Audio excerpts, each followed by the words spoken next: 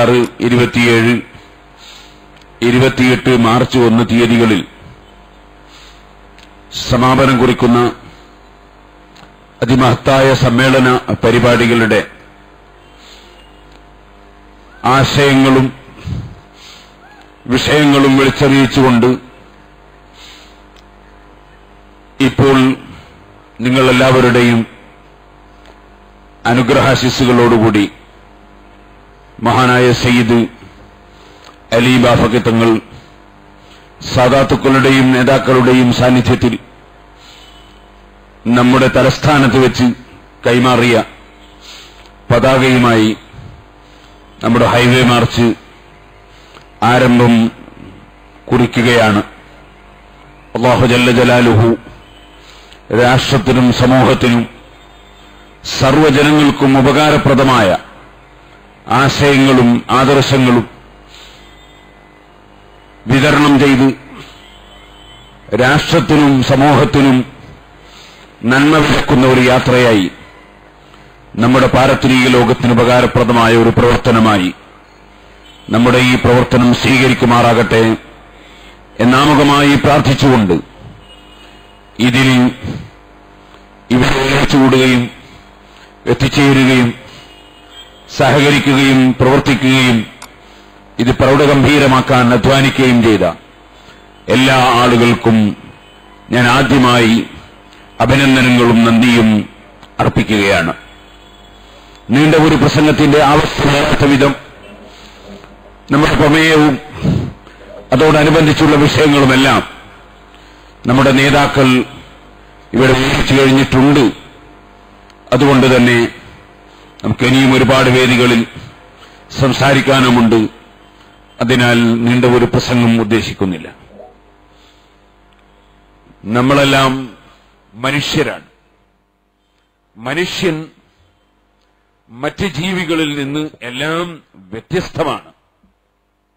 സർവ്വജീവികളും മനുഷ്യന് വേണ്ടിയുള്ളതാണ്. അതുകൊണ്ടാണ് വളരെ ചെറിയ ഒരു മനുഷ്യന് വളരെ വലിയ ആനയെ നിയന്ത്രിക്കാൻ കഴിയുന്നു. ലോകത്തുള്ള എല്ലാ വന്യമൃഗങ്ങളെയും മനുഷ്യൻ വളർത്തുന്നു. ഒരു സ്ഥലത്തും ഒരു മൃഗവും മനുഷ്യനെ വളർത്തുന്നില്ല. സർവ്വജീവികളും മനുഷ്യന്റെ ഉപകാരത്തിനു വേണ്ടി ഉപയോഗപ്പെടുത്തുകയും മനുഷ്യന് ശല്യമാകുമെന്ന് തോന്നുമ്പോൾ ആ ജീവിയെ ആവശ്യമുള്ളത് ചെയ്യുകയും ചെയ്യുന്നു. നിങ്ങൾക്ക് ഓർമ്മയുണ്ടാകും, ഈ അടുത്ത് ഒരു പക്ഷിപ്പനി ആലപ്പുഴ ജില്ലയിൽ ആരംഭിച്ചപ്പോൾ ലക്ഷക്കണക്കിന് പക്ഷികളെ ചുരുങ്ങിയ ദിവസം കൊണ്ട് മനുഷ്യൻ വളരെ വിഷമിച്ച് കൊന്നുകളഞ്ഞു. അത് തെറ്റാണെന്ന് ഇവിടെ ഒരു പാർട്ടിക്കാരനും പറഞ്ഞിട്ടില്ല എന്നാണ് എനിക്ക് തോന്നുന്നത്. ഒരു മതക്കാരനും പറഞ്ഞിട്ടില്ലെന്നാണ് ഞാൻ മനസ്സിലാക്കുന്നത്. കാരണം മനുഷ്യന്റെ രക്ഷയ്ക്ക് വേണ്ടി വന്നാൽ മറ്റ് ജീവിയെ വധിക്കേണ്ടി വന്നാൽ വധിക്കാം എന്ന പൊതുതത്വം എല്ലാവരും അംഗീകരിച്ചതിനാൽ ആരും അതിനെതിരെ ശബ്ദിച്ചതായി കണ്ടില്ല. പിന്നെ പക്ഷികൾക്കാണെങ്കിൽ പ്രത്യേകം പാർട്ടികളില്ല, അതിന് സംഘടനയില്ല, കൊടിയില്ല. അതുകൊണ്ട് പക്ഷികൾ തീരെയും ശബ്ദിച്ചില്ല. മറ്റ് മൃഗങ്ങളോ പക്ഷികളോ ഐക്യദാർഢ്യം പ്രകടിപ്പിച്ചതും ഇല്ല. ഞാനിത് പറഞ്ഞു വന്നത്, മനുഷ്യ നന്മക്കാണ് സർവ്വജീവികളും എന്ന ആശയം എല്ലാവരും അംഗീകരിക്കുന്നു. മനുഷ്യൻ എന്തിനാണ്? മനുഷ്യൻ ഇവിടെ മനുഷ്യനെയും മറ്റ് ജീവികളെയും സർവസൃഷ്ടികളെയും സൃഷ്ടിച്ച സൃഷ്ടാവായ ലോകത്തിന്റെ മുഴുവനും നാഥനായ ദൈവത്തെ, ഈശ്വരനെ, സൃഷ്ടാവിനെ, പടച്ചവനെ, നമ്മുടെ ഭാഷയിൽ പറഞ്ഞാൽ അള്ളാഹുവിനെ അനുസരിക്കാനും അള്ളാഹുവിന് ആത്മാവും ശരീരവും മനസ്സും എല്ലാം സമർപ്പിക്കാനുമാണ്. ലോകസൃഷ്ടാവായ അല്ലാഹുവിന് മനുഷ്യൻ സമർപ്പിക്കുമ്പോൾ എല്ലാ സൃഷ്ടികളോടും മനുഷ്യൻ കാരുണ്യമുള്ളവനാകും. കാരണം സർവ്വ സൃഷ്ടികളെയും സൃഷ്ടിച്ചത് ലോകസൃഷ്ടാവായ അല്ലാഹുവാണ്. അതിൽ പലതും സൃഷ്ടിച്ചതിന് പല ഉദ്ദേശങ്ങളും ഉണ്ടാകും. നിങ്ങൾ ശ്രദ്ധിച്ചിട്ടുണ്ടോ എന്ന് എനിക്കറിയില്ല. നമ്മൾ ഇവിടെ വെച്ച് മഗ്‌രിബ് നിസ്കരിച്ചുകൊണ്ടിരിക്കുമ്പോൾ കുറേ കറുത്ത കാക്കകൾ ഇവിടെ വന്ന് ശബ്ദമുണ്ടാക്കി. അവകൾ ശബ്ദമുണ്ടാക്കാനുള്ള കാരണം ചെറിയ ചെറിയ കുറച്ച് പാറ്റകൾ ഇവിടെ വന്ന് വീണിരുന്നു. അത് അതിന്റെ ഭക്ഷണമായിരുന്നു. ആ ഭക്ഷണം കഴിക്കാൻ അവകൾ എത്തിയപ്പോൾ അവകൾ ശബ്ദമുണ്ടാക്കി. അവകൾ അത് കിട്ടിയത് തിന്ന് അവർ അതിന്റെ വഴിക്ക് പോവുകയും ചെയ്തു. നമ്മുടെ സമ്മേളനത്തിൽ അതിന് പ്രത്യേക വിഷയമൊന്നുമില്ലാത്തതുകൊണ്ട് അവകളൊന്നും അത് നോക്കിയിട്ടില്ല. ഞാൻ പറഞ്ഞു വരുന്നത്, ലോകത്ത് പല സൃഷ്ടികളെയും അല്ലാഹു സൃഷ്ടിച്ചിട്ടുണ്ട്. അതിനെല്ലാം പല ലക്ഷ്യങ്ങളും ഉണ്ട്. വമാ മിൻ ദാബത്തിൻ ഫിൽ അർളി ഇല്ലാ അലല്ലാഹി റിസ്ഖുഹാ. എല്ലാ ജീവികൾക്കും ഭക്ഷണം കൊടുക്കും എന്നത് ലോകസൃഷ്ടാവ് ഏറ്റെടുത്തിട്ടുള്ള വിഷയമാണ്. നമുക്ക് നല്ല സാമ്പത്തിക ശേഷിയുള്ളതുകൊണ്ട് ഭക്ഷണം കഴിക്കാൻ കഴിഞ്ഞുകൊള്ളണം എന്നില്ല. എത്രയെത്ര വലിയ ധനികന്മാർ കോടിക്കണക്കിന് സമ്പാദിച്ചു വെച്ചിട്ട് ഒരുറ്റു വെള്ളം കുടിക്കാൻ കഴിയാതെ, ഒരു നേരത്തെ ഭക്ഷണം കഴിക്കാൻ കഴിയാതെ മെഡിക്കൽ കോളേജുകളുടെ മേൽപോട്ട് നോക്കി വിഷമിച്ചുകൊണ്ടിരിക്കുന്നവർ ഉണ്ട്. അല്ലാഹു തആല മാരകമായ രോഗങ്ങളൊന്നും നമുക്കാർക്കും നൽകാതിരിക്കട്ടെ. സുഹൃത്തുക്കളെ, ധനമുള്ളതുകൊണ്ട് ഭക്ഷണം കഴിക്കാൻ കഴിഞ്ഞുകൊള്ളണം എന്നുണ്ടോ? പാവപ്പെട്ടവന് ഭക്ഷണം കിട്ടാതിരിക്കുന്നുണ്ടോ? ലോകസൃഷ്ടാവിന്റെ നിയന്ത്രണവും അവന്റെ അധികാരവും വളരെ വിശാലമാണ്. രണ്ട് കണ്ണിനും കാഴ്ചയില്ലാത്ത മനുഷ്യൻ അദ്ദേഹത്തെ ഒരു ഉന്തുവണ്ടിയിലാക്കി കാഴ്ചയുള്ള മനുഷ്യൻ ഉന്തിക്കൊണ്ടുപോകുന്നു. വൈകുന്നേരം അദ്ദേഹം വീട്ടിലേക്ക് പോകുമ്പോൾ കണ്ണിന് കാഴ്ചയില്ലാത്ത മനുഷ്യൻ ഈ വണ്ടി ഉന്തിക്കൊണ്ടുപോയ മനുഷ്യന് അന്നത്തെ ജോലിയുടെ വേതനം നൽകുന്നു. ആകയാൽ ഈ രണ്ട് കണ്ണിനും കാഴ്ചയില്ലാത്ത മനുഷ്യന് ജനങ്ങൾ നൽകിയ സഹായത്തിൽ നിന്ന് ഒരു സംഖ്യയെടുത്ത് രണ്ട് കണ്ണിനും കാഴ്ചയുള്ളവന്റെ വീട്ടിൽ അരി വാങ്ങാൻ കാഴ്ചയില്ലാത്തവൻ വൈകുന്നേരം എടുത്തുകൊടുക്കുന്നു. അങ്ങനെ കാഴ്ചയില്ലാത്തവൻ മുഖേന കാഴ്ചയുള്ളവന്റെ വീട്ടിൽ ഭക്ഷണം കഴിക്കുന്നു. ഏതെല്ലാം വിധത്തിലാണ് ഈ ലോകത്തെ ലോകസൃഷ്ടാവായ അല്ലാഹു നിയന്ത്രിച്ചുകൊണ്ടിരിക്കുന്നത്. ആ അല്ലാഹു ജല്ല ജലാലുഹു മനുഷ്യന് വിശേഷബുദ്ധി നൽകി. ആ വിശേഷബുദ്ധി കൊണ്ട് മനുഷ്യൻ ചിന്തിക്കണം, ഞാൻ മാത്രമല്ല ഇവിടെ ജീവിക്കുന്നത്, എനിക്ക് മാത്രമല്ല ലോകം, എനിക്ക് വേണ്ടി മാത്രമുള്ളതല്ല സൂര്യൻ, എനിക്ക് വേണ്ടി മാത്രമുള്ളതല്ല ഭൂമി, എനിക്ക് വേണ്ടി മാത്രമുള്ളതല്ല സസ്യങ്ങളും മത്സ്യങ്ങളും ജീവികളും, മറിച്ച് ലോകസൃഷ്ടാവായ അല്ലാഹു എല്ലാ മനുഷ്യർക്കും എല്ലാ ജീവികൾക്കും വേണ്ടിയാണ് ഇതെല്ലാം സൃഷ്ടിച്ച് സംവിധാനിച്ചിട്ടുള്ളത്. അതിനാൽ സൃഷ്ടാവായ ലോകസൃഷ്ടാവായ ദൈവത്തോട് എനിക്ക് കടപ്പാടുണ്ട്. അവൻ സർവ്വജീവികളോടും കാരുണ്യം കാണിക്കാൻ പഠിപ്പിച്ചു.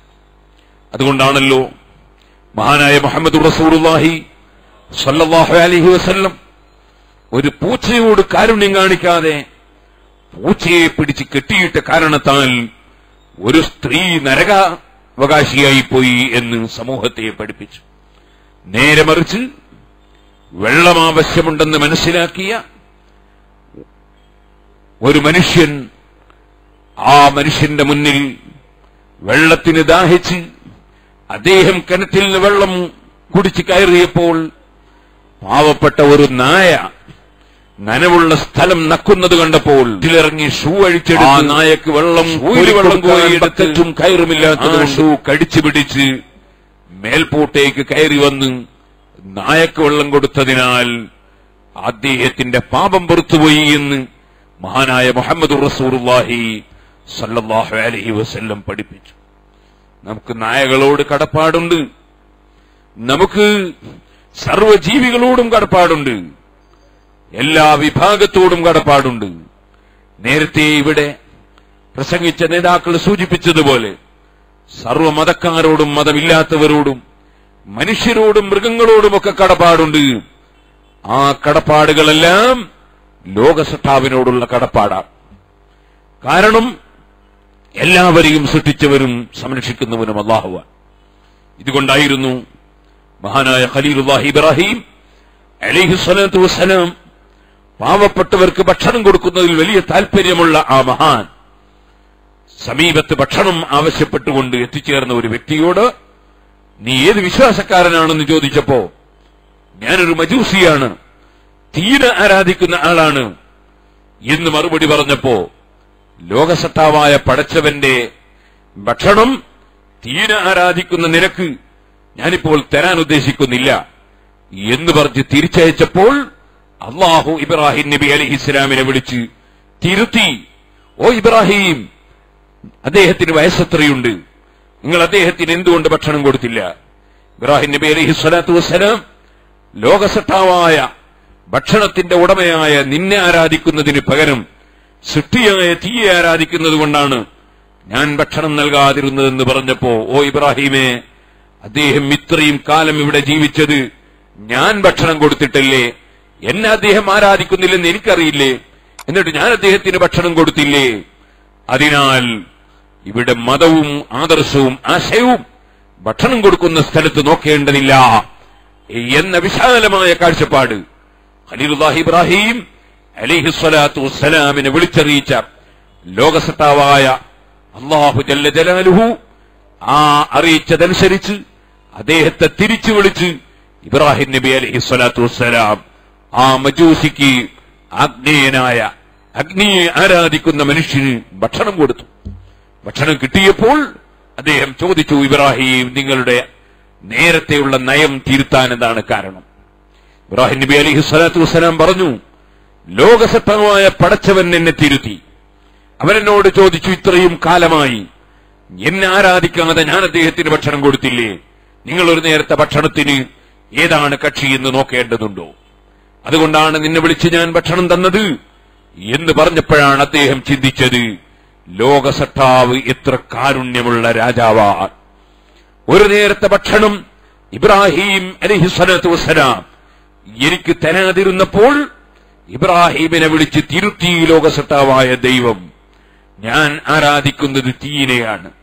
തീ എന്ന് പറയുന്ന വസ്തു ഇല്ലാത്ത സ്ഥലത്ത് നിന്ന് എടുത്തുകൊണ്ടുവരാൻ വളരെ ഞാൻ അധ്വാനിച്ച് കൊണ്ടുവന്നാൽ തന്നെ അതിന്റെ സാന്നിധ്യം ഉറപ്പുവരുത്തണമെങ്കിൽ ഓരോ സെക്കൻഡിലും അതിന് ഭക്ഷണം കൊടുത്തുകൊണ്ടേയിരിക്കണം. വിറക് തീർന്നാൽ തീ അങ്ങ് പോവും. ഭക്ഷണം കിട്ടിയില്ലെങ്കിൽ ഒരു മിനിറ്റ് നിൽക്കാത്ത സാധനമാണ് തീ. ആ തീയിനെയാണ് ഞാൻ ആരാധിക്കുന്നത്. ആ തീയിന്റെ സ്വഭാവം, ഞാൻ അതിന് ഭക്ഷണം വിറക് കൊടുത്തുകൊണ്ടിരിക്കുമ്പോൾ ഞാനൊന്ന് അല്പം കൂടുതൽ അടുത്തുപോയാൽ എന്റെ കൈവിരൽ അത് പൊള്ളിക്കും. അത്ര ക്രൂരതയുള്ള സാധനമാണ് തീ. അതിനെയല്ലേ ഞാനിതുവരെ ആരാധിച്ചത്? ഇത്രയും കാരുണ്യമുള്ള ലോകസത്താവിനെയല്ലേ ഇബ്രാഹിം ആരാധിക്കുന്നത്? അതുകൊണ്ട് ഞാനും ഇതാ ഇബ്രാഹിമേ, ഇന്നു മുതൽ നിങ്ങൾ ആരാധിക്കുന്ന ലോകസത്താവിനെ ആരാധിക്കുന്ന ലാ ഇലാഹ ഇല്ലല്ലാഹ് എന്ന തത്വം അംഗീകരിക്കുകയാണ് എന്ന് ആ പാവപ്പെട്ട മനുഷ്യൻ പ്രഖ്യാപിച്ചതായി ചരിത്രത്തിൽ കാണാം. ലോകത്തുള്ള മുഴുവൻ സൃഷ്ടികൾക്കും കാരുണ്യം ചെയ്യുന്ന റഹ്മാനാണ് അല്ലാഹ്. എല്ലാവർക്കും വിശാലമായ കാരുണ്യം. ആ അല്ലാഹുവിന്റെ സൃഷ്ടികൾ ഏതാശയക്കാരായാലും ആശയക്കാരല്ലെങ്കിലും, മനുഷ്യനായാലും മനുഷ്യനല്ലെങ്കിലും, എല്ലാ ജീവികൾക്കും കാരുണ്യം ചെയ്താൽ അല്ലാഹുവിനോടുള്ള കടപ്പാട് വീട്ടിയവരാണ്. നമ്മുടെ ജീവിതം, നമ്മുടെ ആത്മാവ്, നമ്മുടെ മനസ്സ്, നമ്മുടെ ശരീരം, നമ്മുടെ സമ്പത്ത് അല്ലാഹുവിന് സമർപ്പിക്കേണ്ടവരാണ് നാം.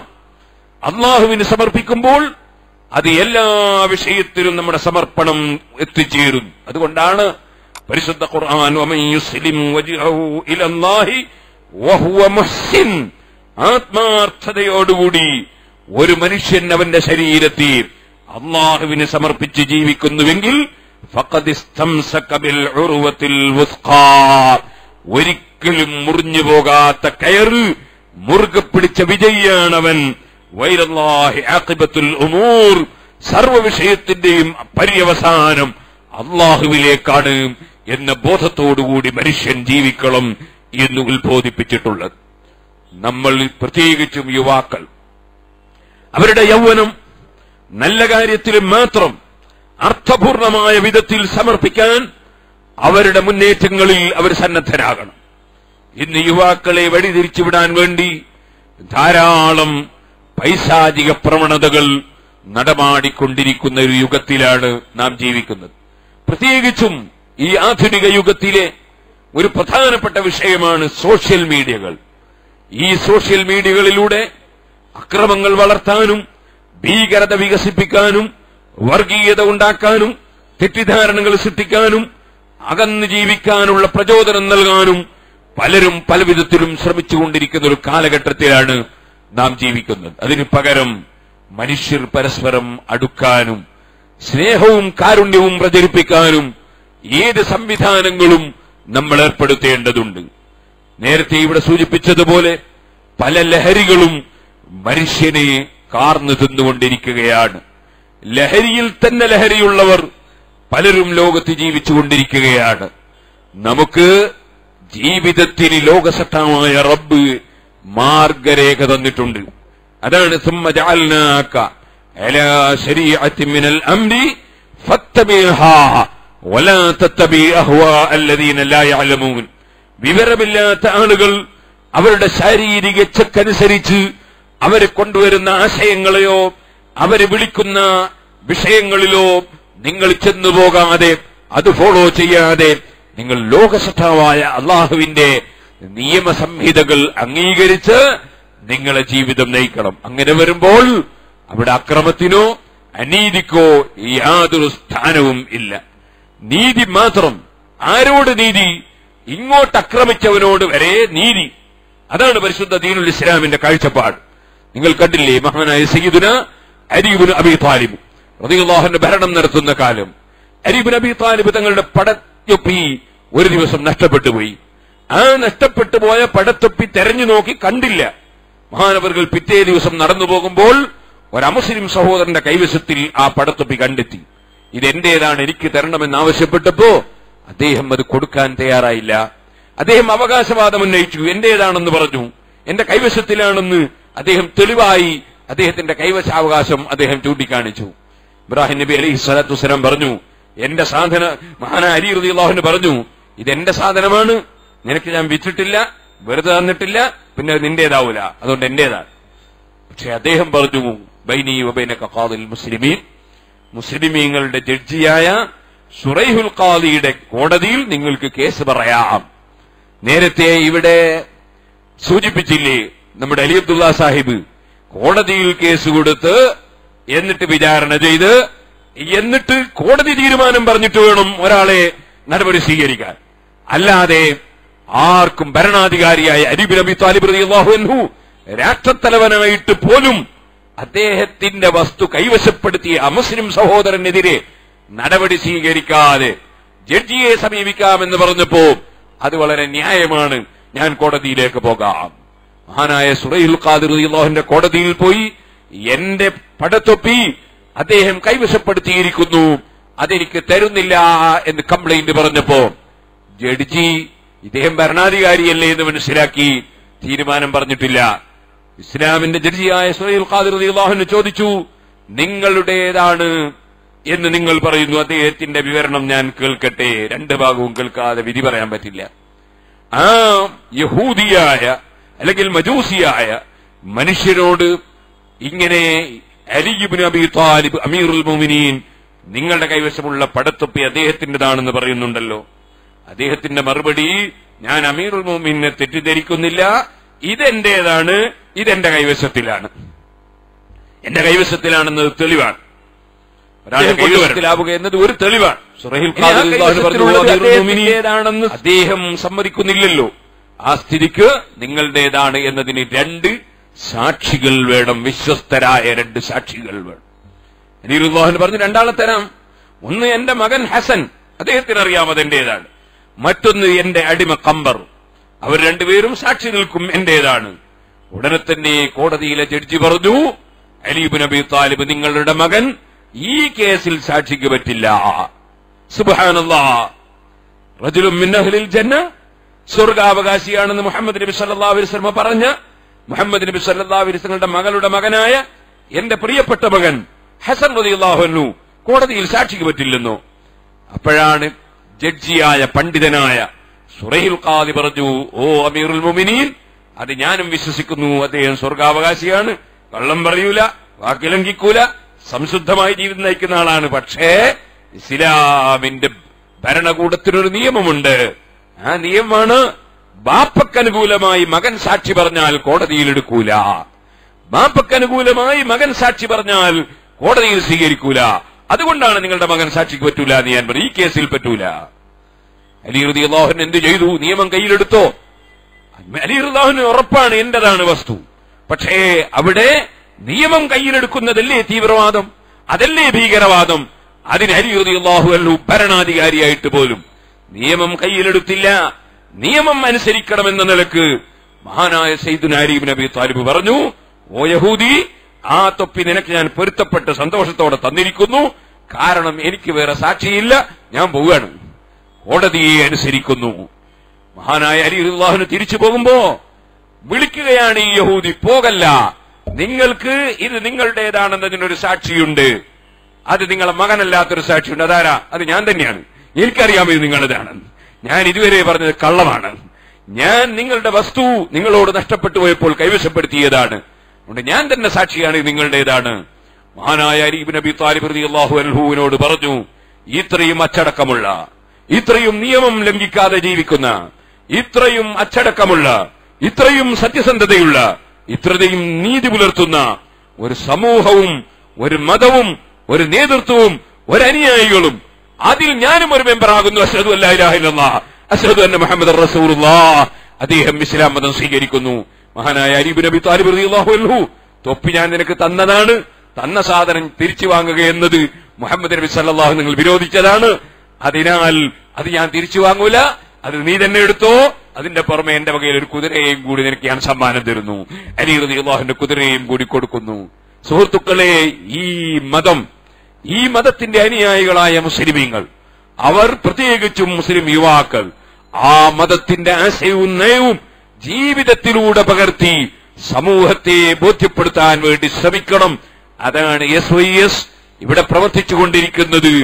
SYS ഒരിക്കലും തന്നെ വേറെ അനാവശ്യമായ ഒന്നും ഇവിടെ പറയാൻ പോകുന്നില്ല. പക്ഷേ എസ് എന്ന് പറഞ്ഞാൽ സുന്നി എന്നാണ് ആ വാക്കിന്റെ അർത്ഥം. സുന്നി എന്ന് പറഞ്ഞാൽ എന്താണെന്ന് നേരത്തെ ഇവിടെ വിശദീകരിച്ചിട്ടുണ്ട്. മഹാനായ മുഹമ്മദ് നബി സല്ലല്ലാഹു അലൈഹി വസല്ലമ തങ്ങളും മഹാനായ മുഹമ്മദ് നബി സല്ലല്ലാഹു അലൈഹി വസല്ലമ തങ്ങളുടെ അനുയായികളും ആ കാലഘട്ടം മുതൽ ഇന്നേ വരെയുള്ള മുസ്ലിം സമൂഹത്തിലെ പ്രഗത്ഭരായ പണ്ഡിതന്മാരും എന്താണോ ഇവിടെ കൂട്ടായ്മയായി പഠിപ്പിച്ച് ഐക്യമായി മുസ്ലിം ഐക്യമായി നമുക്ക് കാണിച്ചു തന്നത്, ആ മാർഗമാണ് സുന്നത്ത് ജമാഅത്ത്.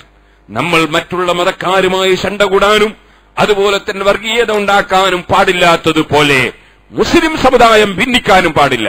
മുസ്ലിം സമുദായം ഐക്യത്തോടെ ജീവിക്കണം. മുസ്ലിങ്ങളുടെ ഐക്യം കേരളത്തിൽ നിലനിന്ന് വന്നിരുന്നു, നൂറ്റാണ്ടുകൾ നിലനിന്ന് വന്നിരുന്നു.